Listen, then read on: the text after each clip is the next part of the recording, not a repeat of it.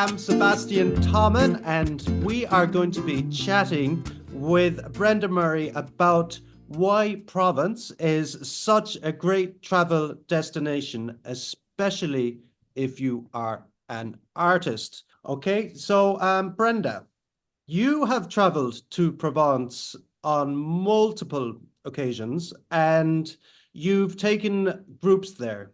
And why do you think Provence is such an ideal travel destination for artists? I am happy to answer that question. Provence is a gorgeous historic region that has been attracting artists for many, many years because it's just beautiful and the landscape is diverse and the weather is perfect and the food is delicious and it's easy to get around and it's very, very inspiring. I love taking groups to Provence and I can't wait to tell you about it. I am really, really looking forward to hearing all about it. Okay. Oh yeah. So Yeah. it's a map of France and Provence in particular down at the bottom right. And it's very near Monaco. I've actually totally forgot about that. And it's gonna be lovely and warm there compared to where I am at the moment. Well, where I am as well. Yeah. So, Provence is a region in the southeastern France, bordering Italy to the east and the French Riviera on the Mediterranean Sea to the south. It's known for its diverse landscapes, from the Southern Alps to the Camargue Plains, with lots of hilltop villages and rolling valleys in between. And because of its tropical Mediterranean climate, you'll see lots of lavender fields and vineyards and pine forests and lemon trees and olive groves. I bet the smells there are spectacular. It They sounds like are. every corner you turn, there's probably a new and unique, interesting smell. It is. It's just beautiful. The light is beautiful, and I mean, these are all the things that are growing there that I mean, I love to eat. I love the Mediterranean diet with lemons and olives and capers and all those things. So, yeah, I just love spending time in Provence, and this is just the kind of landscape that inspired Cézanne and Van Gogh. And so we'll be following their footsteps and making art in the same region, exactly where they were, where they lived, and where they made their art. Wow. But when we take an art group on a tour of an area, we try to absorb as much history and culture as we can so that we can draw on that for inspiration for our art. So we are not only going to be making art, but we're going to visit museums and cathedrals and castles, and we're going to eat the local dishes and become immersed in the culture of this part of France. Wow. What will we see during our say tour of the hilltop villages of Provence? Yeah. Well, next year we're going in April. We're going to start our tour in Avignon, a very historically significant town. Avignon was the home of the Catholic popes for 100 years, and I think a lot of people don't know that. That the Vatican was actually not in operation for 100 years because the popes had moved to Avignon and built the Palais des Papes, which is the Palace of the Popes, which was once a fortress and a palace and a papal residence during the 14th century. Yeah, they were here in Avignon. Seven popes lived here before the return of the papacy to Rome. And this palace is now stands empty. It's a museum, and it's the largest Gothic palace in Europe. And you can't help but be impressed by it because you walk in and the rooms are cavernous. It is a maze of galleries and chambers and chapels. And we'll even get to see the kitchen and gardens of the palace. It's very cool. Wow. That is pretty cool, and I do love the architecture. I have to say, these past few weeks, I have been painting real kind of gothicy buildings, and buildings like this are right down my alley. So there will definitely be a little bit of sketching around this area. Yeah, I hope so. This is right very close to our hotel. It's just steps away from the hotel, and it's a big open piazza there. and with restaurants and outdoor patios and stuff. And I've sketched here about 4 times. I love sketching this. It's Would you such a sketch around? bazaar. Would you sketch around a table and under a little bit of little bit of shade with a maybe glass of wine or a little beer? Absolutely. Yeah. So there's restaurants right there, outdoor cafes. I've sketched from this very spot where this photo was taken, and then Wow. on the other side as well, for several different angles. Mm, Yeah, it's very stunning. cool. So, and we're also going to dance on the Pont Benezet, the Benezet Bridge, which is the inspiration for the children's nursery rhyme. Sur le pont d'Avignon, l'on y danse. Do you know this nursery Oh, well, rhyme, that was Sebastian? no, I don't. But that was very good. Oh, I'm thank very, you. very impressed. My singing debut. Yeah, yeah. You pass, you pass. You can Oh, you can sing to us while we paint. thank Sounds you. like a plan. So legend has it that the Benezet Bridge was named for an uneducated shepherd who claimed that he was divinely commanded in a vision to build a bridge in Avignon across the Rhone River. And the Bishop of Avignon at the time was at first skeptical, but he finally approved the project and the work began in 1177. And that first bridge collapsed and was rebuilt several times. Maybe that's because it was built by a shepherd and not an engineer. I think you might be onto something. I think maybe. Today, only four of the 22 arches are still standing. So you can see them there, those four arches, and we can walk right out to the end of it and check it out and do our little dance on the Mm. Avignon Bridge. So this bridge, you can cross the river now. There's a very modern, huge bridge that's just a little bit farther down. But this was an important bridge actually in the Middle Ages because it put Avignon on the map as a for as part of the trade route. It became a very important trade route city, and because of this bridge. So it's Wow. interesting history, I think. Such a beautiful landscape, and the colors and the reflections are It's just, beautiful. I bet you're itching to paint it. oh, I am. I am. I cannot wait. Yeah. So, in addition to touring the palace and visiting the bridge, we'll also explore all the cobblestone streets of this charming town. And this is just a little group of girls that they had were doing a little dance there in front of the market. The That dance we'll be doing on the bridge. yes, that's exactly the kind of dancing we're going to be doing on the bridge. So, But hopefully you don't have a dress for me because yeah. I'm not going to put that on unless I have at least two glasses of wine. Oh, okay. All right. Well, I'll make sure the wine is flowing. Oh, Um, so we're going to also check out this Fin de Siècle carousel, which is right there, very steps from our hotel, very close. And the town has clock towers and it has markets. So check out these pastries. Is that wow. incredible? Wow. What is that? What's on the pastries? So they have like edible ink on the pastries, and I had to buy one Oh and my taste it. goodness. Oh, I can't wait. It kind of reminds me of a beef and Guinness pie that they have local to my area, except Okay, well, no. there you go. So this is a chorizo sausage wrapped in pastry. Wow. No, I'm looking forward to tasting that. Hmm. Cool. Yeah, Yeah. that looks really good. Tell me, how was the food in Provence altogether? The food was fantastic. There's a lovely Michelin star restaurant that we had our farewell dinner there one year, and the next year we went back for lunch there. It's not very expensive. It was It's not expensive. fantastic. Oh. Sorry? Mm. Yeah, there's a Michelin star restaurant. Well, there's a few of them in my city, my local town, but the prices are crazy. Ah, it wasn't too bad. It was actually very No. nice. And Yeah. this is not from a Michelin star restaurant. This is from our farewell dinner last year, and Mm. this past spring. And like, look, it's just gorgeous. It's art. Beautiful. It is art. It is art. It's beautiful. Yeah. So the food was fantastic and very, very well presented. That looks amazing. Yeah. So, and on the second day, we're going to take a private air-conditioned coach from Avignon to visit Roussillon and Gourd. Gourd, these are two hilltop villages in the Luberon, And Ruslan was made famous because of its ochre deposits, which you can Mm. see right there. There they are. They look amazing. I can see red ochre and yellow ochre. Hmm. Wow. And So, it's one of my favorite colors. The ochre is on my palette.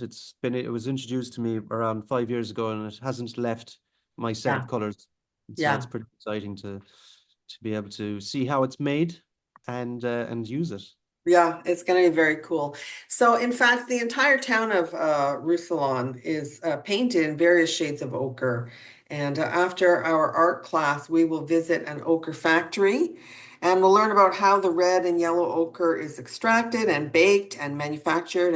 And you can even purchase some fresh Wow. ochre.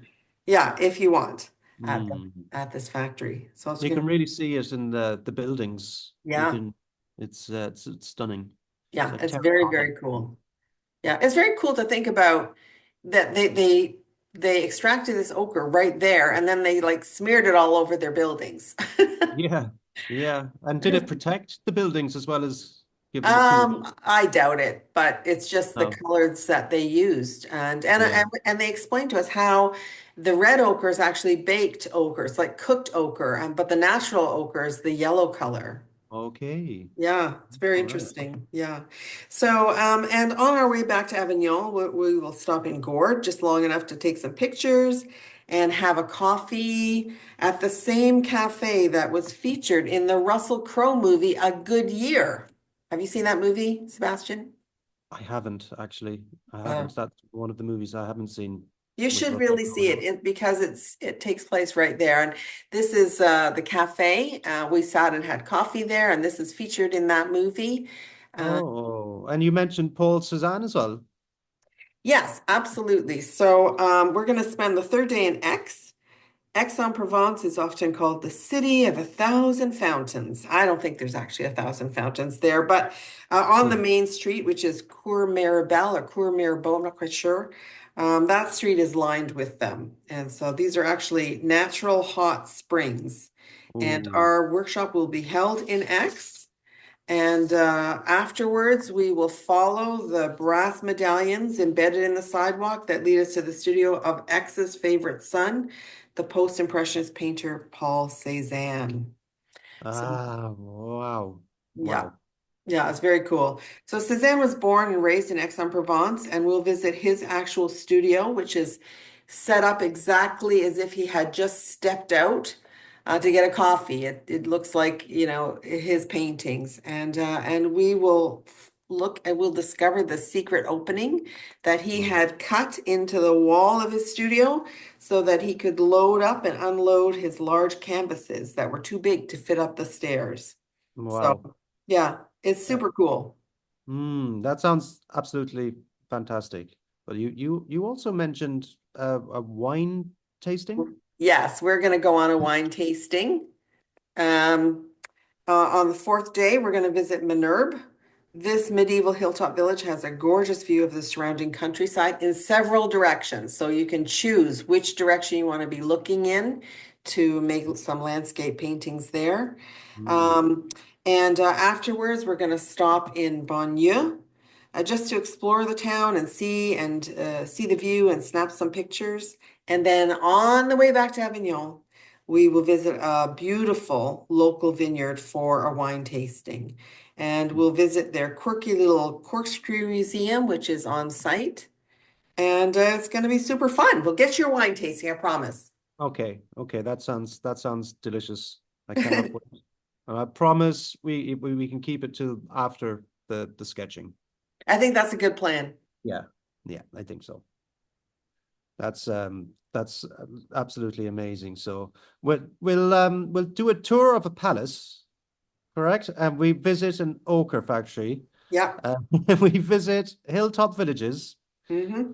enjoy the wine tasting, have a coffee where movie stars had coffee, and we walk in the footsteps of Cézanne. I mean, what else? I know. Well, speaking of walking in the footsteps, and I have to say, France has this thing for these bronze or brass or whatever they are medallions embedded in sidewalks because we're going to follow the brass medallions embedded in the sidewalks in Saint-Remy, which will take us to the Mausolée de Saint Paul. This is the sanatorium where Van Gogh spent the last year of his life. And I've always found it to be a very kind of emotional moment to go there and to step into his actual bedroom and look around. It's It quite a beautiful sanitarium. It is a beautiful sanatorium on the main floor, but this was his actual bedroom where Okay. he lived, where he slept. And to me, it feels like we're making a religious, artistic pilgrimage to show our respects to this great master of Impressionism who never knew success in his lifetime because he struggled with epilepsy and depression, and then he took his own life in 1890. So I always come away feeling really sad for him, but also so grateful for the gorgeous work that he left behind that inspires me and so many other artists. So Mm. yeah, Yeah, that's it's so beautiful. I can't wait to tread in the same room and the same hall and look at the same views that such an amazing inspirational artist yeah. walked and looked. Yeah, it's very cool.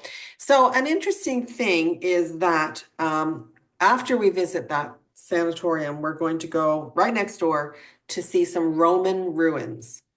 And the interesting thing for me is that these two monuments that you see are right across the street from the sanatorium where Van Gogh stayed. And so you have to think he must have seen these. He must have walked around them.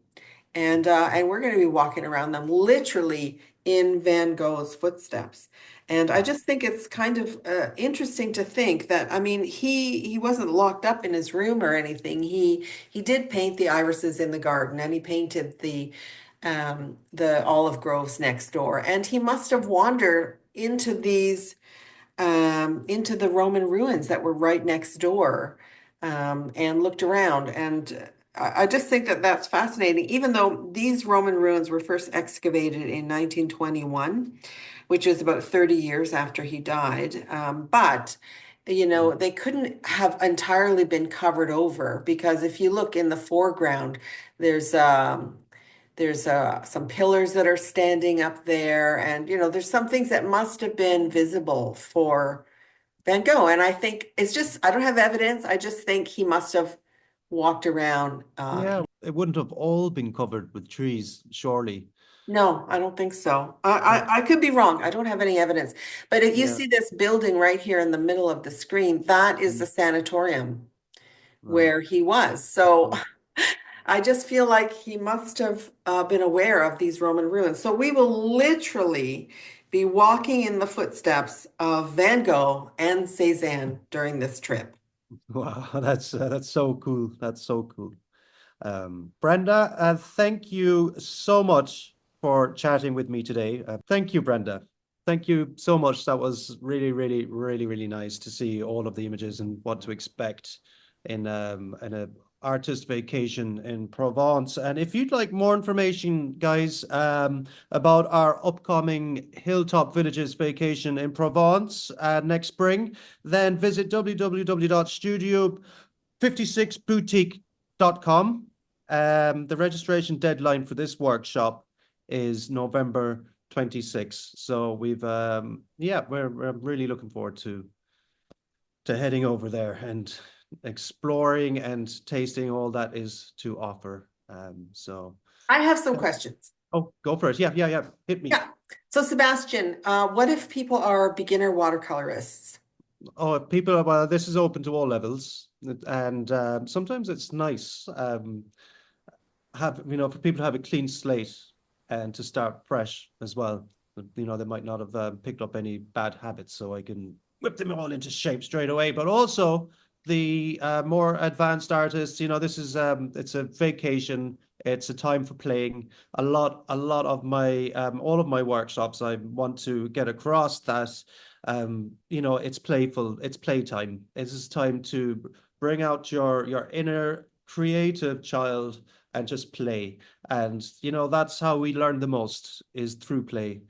And so that's what I'm going to say about that. It's open to all levels. Yeah. I think that that's a really great attitude. Yeah. Really, I do. Because I mean, I think you can't really learn if you feel tense, if you're not relaxed. You have to be having fun. And Mm. if you're having fun, then you will start to really be able to absorb what you're learning. And people learn from not just you, but from each other as well, I think. Yeah, exactly, exactly. We're all learning from each other, and I'm learning lots as well as I'm going along. And it's all about just doing. Anyway, well, I think I've answered the question, why Sketch Provence? I think I made a very Yeah, compelling argument for why it's a fantastic place to go and sketch and paint. I think so. I don't think you could do any better than that. I'm pretty excited after watching it and listening. So thank you so much, Brenda. Thanks, It was Sebastian. a pleasure. Okay, bye. Bye bye. We'll see you. Bye. See you soon.